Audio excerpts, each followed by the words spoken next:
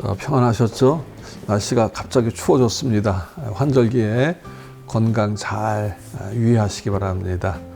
자, 우리 지난주 추수감사주의를 지냈고 한 달 동안 큐인 말씀 감사에 대한 부분들을 했는데 아마 이 첫 번째 질문이 총정리라 할 수 있을 것 같습니다.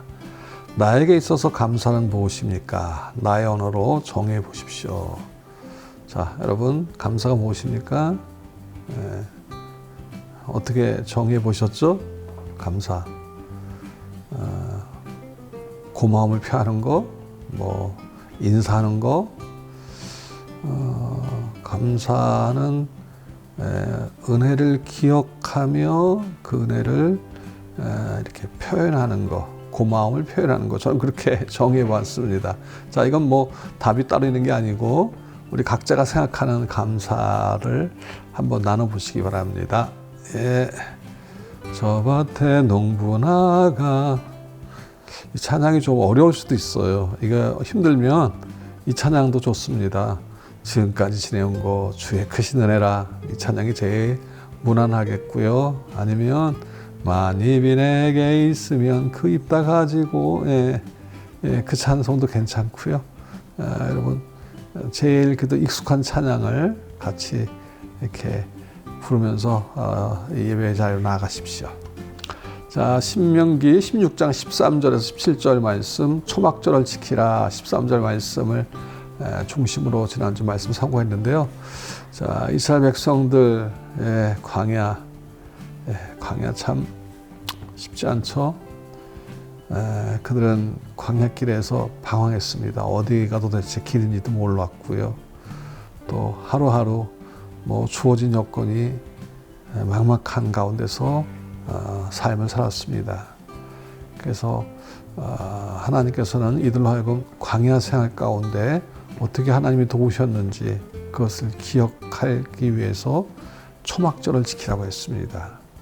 그래서 지금도 이스라엘 백성들은 광야나 아니면 집 옥상에다가 텐트나 그런 올리브나무를 꺾어다가 이렇게 얼기설기 해가지고 집을 짓습니다. 그 안에서 한 주간 살면서 조상들이 어떻게 살아왔는가, 하나님이 어떻게 인도하셨는가를 기억하는 시간을 가졌습니다.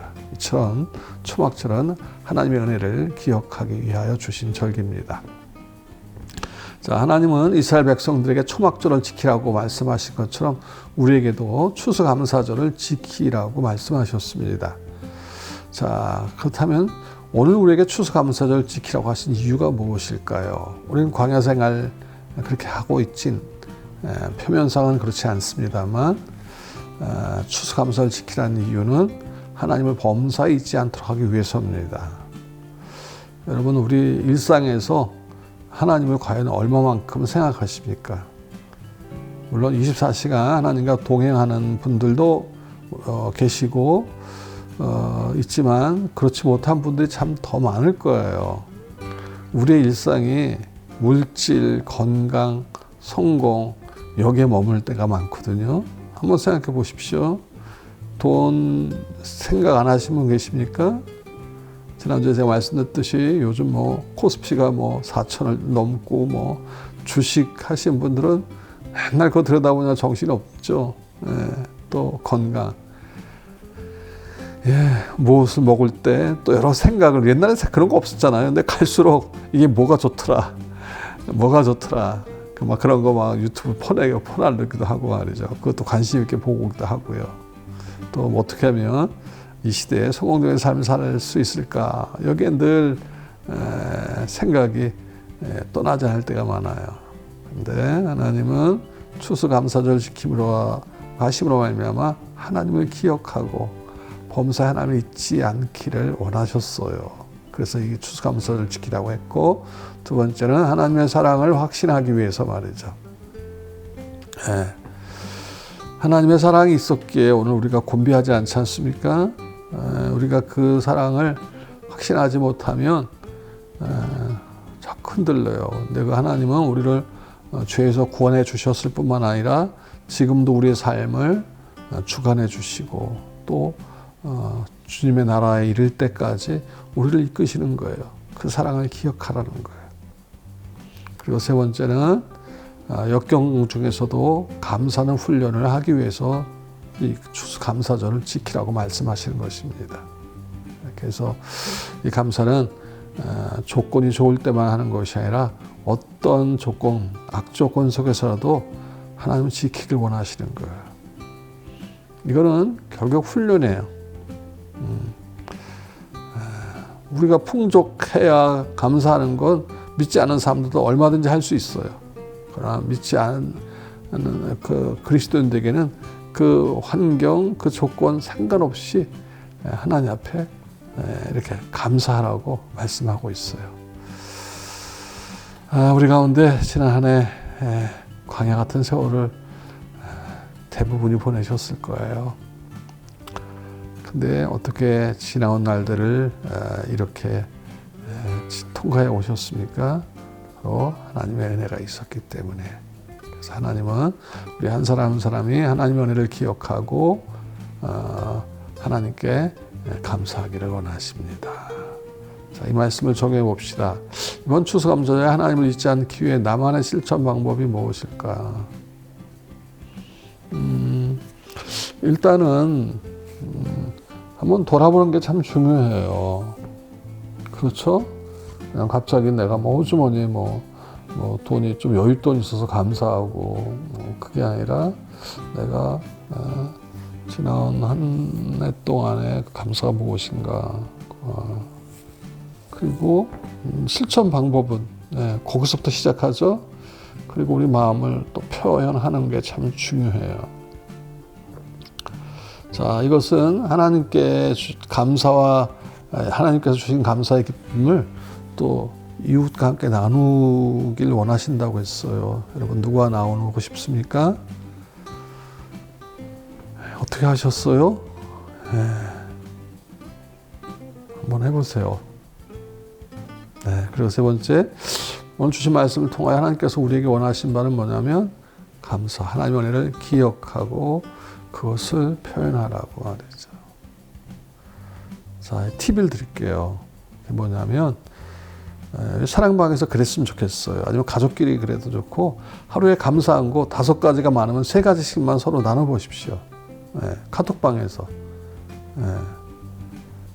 그 성인분들이 한번 이렇게 가이드를 하시고요.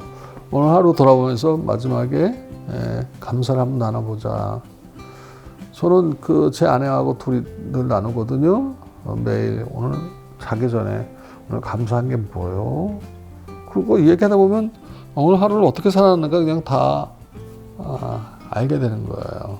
대화가 더 많아지고 말이죠. 그래서 누구 사생활을 갖다가 알리려고 하는 게 아니라 바로 이렇게 감사를 사랑방에서 식구들끼리 한 3가지씩, 5개 많으면 3가지씩 이렇게 나누기로 하는 것도 참 좋을 것 같아요. 매일 힘들면 성인분들이 먼저 올리시면 돼요. 그러면 그들도 올릴 거예요. 안 올려도 그 2번째 날 또 하세요. 일주일에 그럼 적어도 한 3번만 하십시오. 3번만 해보세요. 그 약속하세요. 매일 하기 힘들면 일주일에 3번만 하자. 그럼 내가 먼저 하겠다. 그런 식으로 말이죠. 한번 해보시기 바랍니다. 그리고 내일 모레가 되겠네요. 성교회 나들이 있는데요. 시아트 뮤지엄 한 10여 년 전에 우리 교회가 갔던 것 같아요. 10년 이상 된 것 같은데 참 감동 있는 곳이에요. 감동 있는 곳이에요. 한번 어렵더라도 한번 시간 내셔서 같이 가시면 좋겠고, 안 되면 사랑방 식구들끼리 언제 시간 될 때 한번 가셔도 되고, 또 가족끼리 또 가셔도 되고 말이죠. 한번 다녀오십시오. 그리고 금요일 날 우리 온세대 기도회 하는데 악동 뮤지션에 붙인 데는 이성근 선교사님, 몽골 선교사님이라고 하는데 이번 오셔서 은혜 나눠주실 겁니다. 함께 하시기 바랍니다. 하나님 감사합니다. 추수감사절을 지냈습니다. 그저 하나의 연례 절기로 끝나지 않게 하시고 계속 우리가 하나님의 은혜를 기억하며 범사에 감사, 어떤 환경 가운데서도 우리를 이끄시는 하나님의 사랑에 감사하고, 그리고 어떤 역경 가운데서도 감사가 체질화될 수 있도록 주님 은혜 주옵소서. 날씨가 갑자기 이제 추워지고 있습니다. 주님 환절기에 우리 모두의 건강을 지켜 주옵소서. 이제 얼마 안 있으면 수능일이 다가오고 있는데 우리 사랑방 식구들 가운데 또 자녀들 가운데 여기에 해당되는 가정의 자녀들을 주께서 마지막 지혜와 명철로 함께하여 주옵소서. 예수님 이름으로 기도드립니다. 아멘. 예, 감사합니다.